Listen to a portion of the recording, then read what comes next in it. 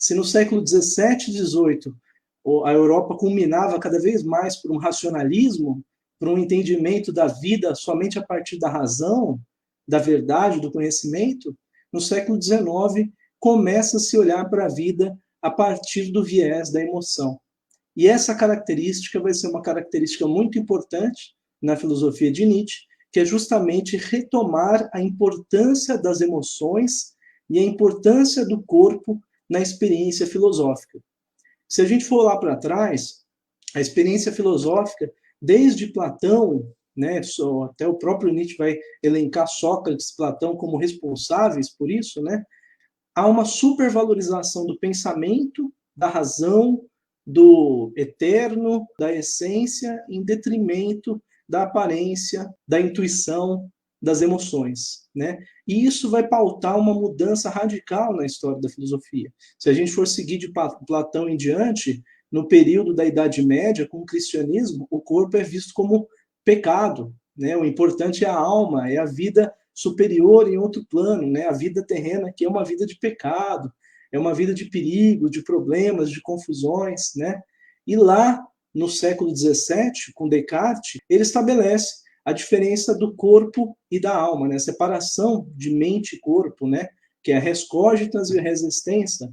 Para o Descartes, o corpo é só um autômato, e talvez nem exista, porque ele coloca a dúvida metódica lá, pode ser que nem o corpo existe, né? O que existe é o pensamento, né? Eu penso, logo existo.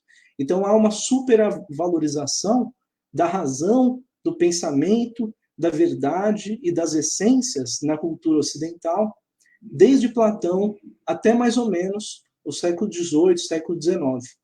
E Nietzsche vai operar uma contradição, uma reviravolta na filosofia nesse aspecto.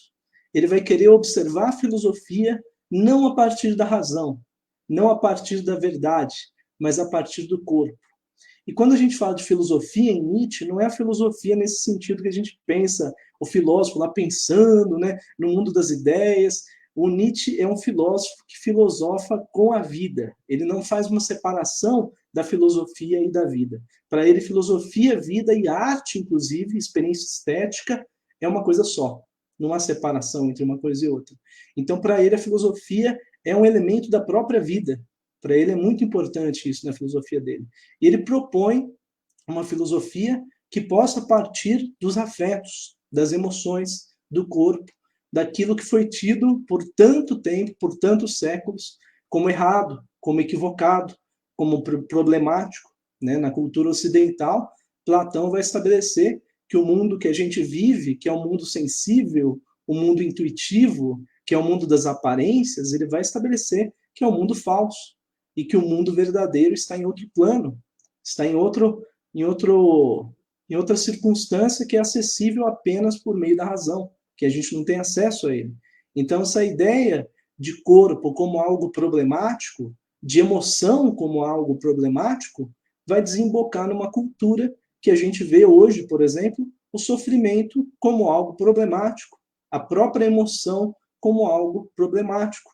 Não é à toa que a palavra patologia vem de patos, cuja etimologia é emocionar-se, né? É a emoção, né? E a gente coloca isso, compartimenta. A psicologia muitas vezes vai compartimentar as emoções, tomar as emoções como problemas, como algo a ser tratado, a ser ajustado, muitas vezes por meio da razão, né? E Nietzsche, ele se opõe a essa perspectiva, muito antes de algumas tendências de psicologia que propõem isso, né?